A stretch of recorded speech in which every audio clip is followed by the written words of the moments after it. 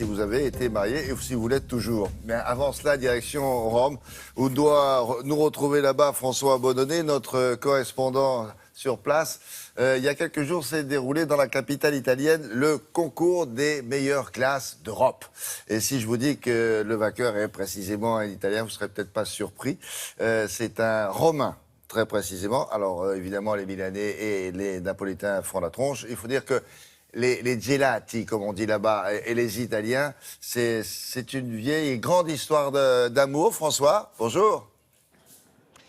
Oui, bonjour William. Alors effectivement, la glace en Italie, ça reste une institution dans la culture et dans la vie quotidienne des Italiens. Pour vous donner un exemple, dans cette petite rue où je me trouve, qui fait à peu près 500 mètres de long, eh bien, il y a au moins une dizaine de glaciers. Alors chaque année, il y a un concours des glaciers italiens.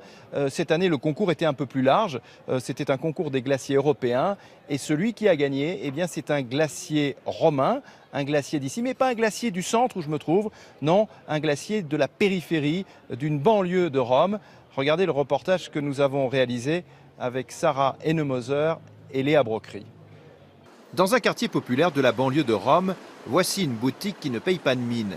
Et pourtant, il s'agit bien du meilleur glacier d'Europe. Et Eugenio vient de remporter le premier prix d'un concours très disputé avec ce sorbet unique au monde. Ce qui fait la différence, c'est le jus de mandarine pressé à la main. Le goût reste intact.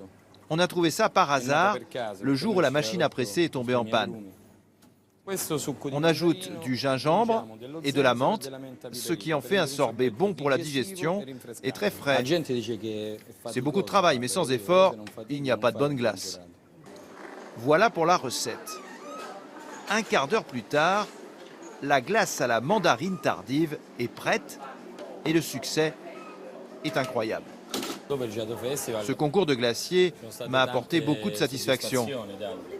Compliment pour ce prix. Merci. Je ne connaissais pas et c'est vraiment délicieux. Vous voyez, grâce à cela, nous sommes très connus à présent.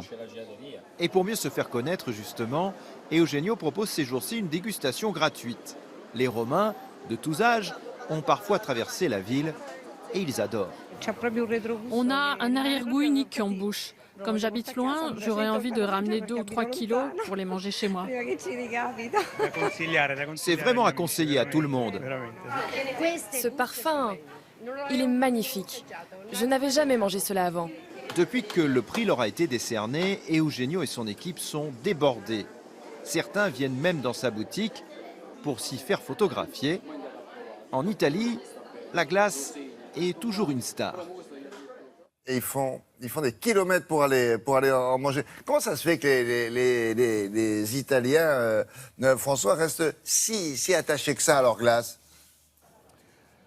Oui, alors tout à fait, hein. La glace en Italie ne connaît pas la crise. Il faut savoir que les Italiens consomment des glaces toute l'année. À la différence des Français, par exemple, ici, même en plein hiver, vous allez trouver des gens qui mangent des glaces. Et pour beaucoup d'Italiens, la glace, eh bien, c'est à midi un repas complet. Ils ne mangent que cela parce qu'ils estiment eh bien, que ça a tous les apports nutritionnels nécessaires. Alors ce qu'il faut savoir également, c'est que si la glace ne connaît pas la crise ici en Italie, c'est parce que les glaciers ont fait preuve d'une grande créativité.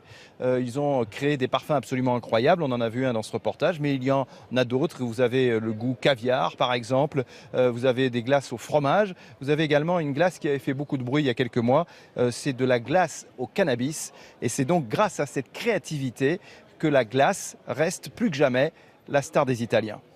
Entre autres. Merci beaucoup, François. À bientôt. La revue de